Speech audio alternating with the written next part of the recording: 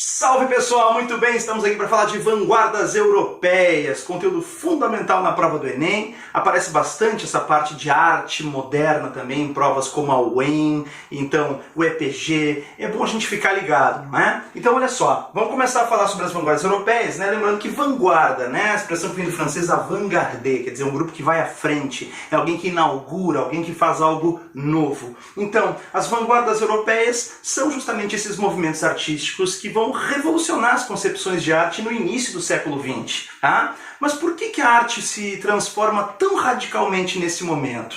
Isso porque a gente tem um contexto muito especial, marcado por uma mudança muito abrupta de perspectiva. Quer dizer, as nossas noções de tempo, espaço, elas vão ser brutalmente transformadas por novas tecnologias que surgiram aqui nos últimos tempos. Por exemplo, os impactos tecnológicos do automóvel, do telégrafo, da eletricidade, do avião, tudo isso, né, nos faz pensar que uma viagem que poderia ser feita em meses, agora pode ser feita, né, em algumas horas. Certo?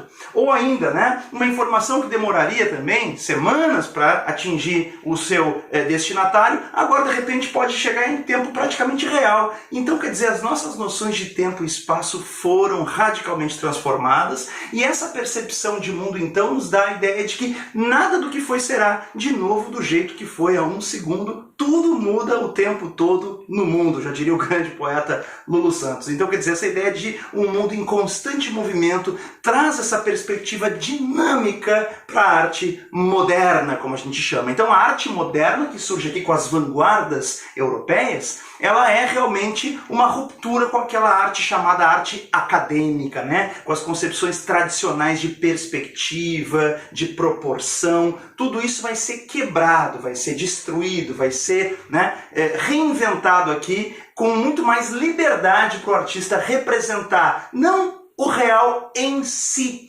mas o real para si, compreende? Ou seja, o artista está mais preocupado em registrar aquilo que ele, artista, percebe. Quer dizer, o mundo é filtrado pela perspectiva subjetiva do artista e cada vez mais haverá essa participação da subjetividade do artista no seu objeto de arte, tá certo? É isso. Então, olha só, outro aspecto que chama muito a atenção aqui é o contexto da Primeira Guerra Mundial, se a gente for considerar, né, o impacto também dessa percepção de que milhões e milhões de vidas podem ser ceifadas assim, e de repente, quem sabe, vai chegar um dia que vai se fazer um acordo de paz, mas enfim, o fato é que, qual o sentido da vida humana?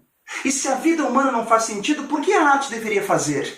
Esse tipo de questionamento radical da arte, inclusive sobre a própria arte, para além de questionar a sociedade burguesa, a arte questiona-se a si própria, né? Esse tipo de questionamento radical, ele vai estar muito presente a partir ali de 1914, né, no contexto da Primeira Guerra, quando começarem a surgir vanguardas como o dadaísmo, por exemplo, ali em 1917, a gente vai ter uma percepção bastante aguçada dessa necessidade de questionar a própria arte. Então isso é bastante interessante. Fiquem atentos aí, por exemplo, para o dadaísmo de Marcel Duchamp, certo? A arte questiona o mundo e questiona-se a si mesma, tá?